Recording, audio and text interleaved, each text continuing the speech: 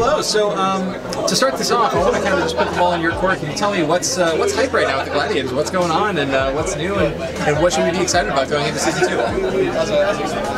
So, I feel like you guys yeah, I'm really excited for the whole roster to come together. We got 9 players, but we got some players ineligible right now. I'm really excited to just see the growth of our team. Last season, I think you saw the growth of our team throughout the season. I'm really excited. I think we got a lot of potential for this team, so I'm really excited to see how we progress throughout the season personally. And I think it looks good now, and I want to kind of keep that trajectory that we've been going. Last season, we saw a lot of kind of peaks and valleys when it came to the Gladiators. We saw a big increase with Fissure, and we saw a bigger increase without Fissure even. Is there going to be some form of consistency now, do you think, or with some players being ineligible, do you still think we're in for a little bit of a roller coaster, if you will, of adjustment? Internally, we don't see these like peaks and valleys as much. I think with results, it's easy to say we're like peaking and valleying just because of wins and losses, but internally, we're just improving every single day. We're trying to improve every single day, and I think we are getting better. Maybe other teams outpace us week to week, or we just have a bad matchup or aren't as prepared or something like that, but I think we're always improving. I think we will have greater consistency than last year, certainly, just because I feel really confident in all these guys. I don't think we're going to have too many mid-season pickups or anything. I do think that this team will just be very consistent in terms of its growth, and I'm really excited because it should just lead to the best Overwatch we can play. So what's been your main focus when approaching how to kind of improve over the off-season and rebuild Gladiators with new members? I think with infrastructure, I think we have a lot of good things going. I think we improved on those and iterated on those. But I think a big thing for me, at least, as the head coach, I was looking more at like team culture and team environment and making sure that it was kind of more rock solid, especially as the season gets more stressful. It's something that if you can fall back on is really, really nice. A team culture and philosophy that you guys all buy in and believe in, and I think it's really important. So we've been really hammering that home as coaches in the preseason. I think our players even maybe a little annoyed with it, or they can say it verbatim. I know Surefour was making fun in one of our scrims, but I think it's really good that we can, and if we all believe it, then we all have the same belief system, and then we all can work together and work hard to be the best that we can be. What's the integration process been like for you guys, bringing new people into the fold, and what role do you two play, senior members of the team, in helping that process of building that synergy? Not really sure how to answer, but I think we've been doing really good so far. I think it's more about us integrating the already existing Gladiators structure and all that for our new players. I think we're doing really well. I think all the new players also have room to own suggestions and things like that. If they're concerned about anything, that we're all open to talk, and we can also bring it up in the team too, without any trouble or anything.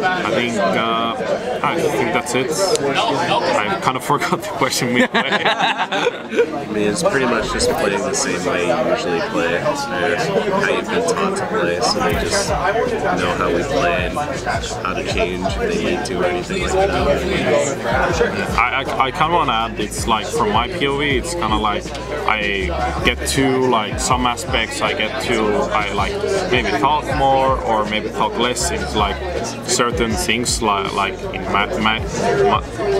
macro and things like that, everything that's involved. And in some cases I talk a lot, in some maybe not as much, but yeah, something like that. Excellent. So since last season, we've had the addition of a couple new characters coming into Stage 1 here. We have Ash and Hammond. You got a little bit of experience with Hammond over the course of World Cup, but what are your thoughts on the current state of the meta and these new characters entering into the mix? For me, I kind of like the meta right now. I think my only as a support player, I think more support players like the meta. I think, especially probably the main supports, because I believe you have a significant impact on the outcome of the fights and stuff. But I think as for the meta, I think it's a lot more teamwork oriented and game knowledge oriented in my opinion. And also, I think like my only concern is that it might be too dominant. Like I feel like there's only 1 to 3 comps you can run. One being golds, like second being you have 6 heroes who are designed to break golds, and there's like no midway. So it's not very diverse. But I kind of like the meta right now, like the golds. But I think it's a little too like dominated by golds.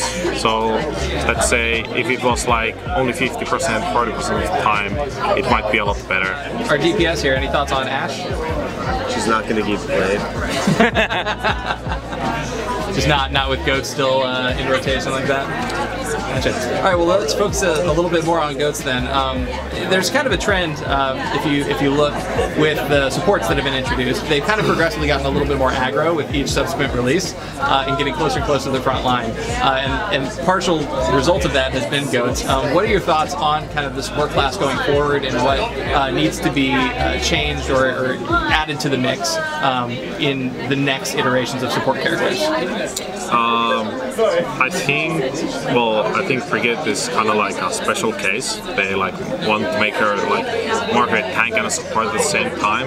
But personally, I would like a support. Maybe you don't have as much healing, but you have like these utility skills, like let's say like a Mabel or Surefour TP or Elusive Speed Boost, or like these utility things that like help your team to like achieve like things inside the game. Back to the Gladiators at large, we have our first battle for LA coming up in April, so you guys will have been playing for a little bit already. What are your thoughts on getting to go about your first competition for LA after getting into the swing of things in Overwatch League Stage 1?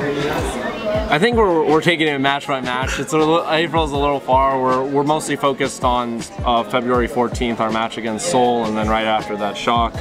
We're going to take things game by game. I mean, we're really excited to play LA. It's always such a great environment. I'm almost sad that we only have 2 Battle for LAs, right, this season, just because the format's a little different and there's more teams. But we're always focused just on the next game. From our POV as a coaching staff and from the players, we're just trying to focus on the next thing. Right on. So of the new teams that are coming in, are there any in particular that you have your eye on or are excited to face? I think Paris is like personally for me that I want to face off against. I think we already go against him like week 2. It's gonna be interesting how that turns out. I think Hangzhou Spark is seems really good team to me. And I think a question mark for me still is Guangzhou Charge. I don't know if I pronounced that correctly, but I think they played some interesting stuff, and we'll see how it goes out. Yeah, all the Pacific teams for me, I'm interested in just because we play them twice. They're all new teams: Chengdu, Guangzhou, Hangzhou, and Vancouver. They're all I think have really highly talented players. So the Titans, especially coming from Korean contenders, are a fully formed team. So I'm interested to see how their synergy matches in OWL, because I think they're a really good team. So we'll see what actually ends up happening. But I'm just interested in the Pacific Division just because we play them twice, and they all do look really, really strong. So really excited to play against all of them. Excellent. Any closing remarks for the Gladiator fans who are excited to see you next week? See you next week. Watching as usual, and we're gonna win for it. Thank you. I appreciate all the fans and supporters there for us, and we'll bring our best for season 2.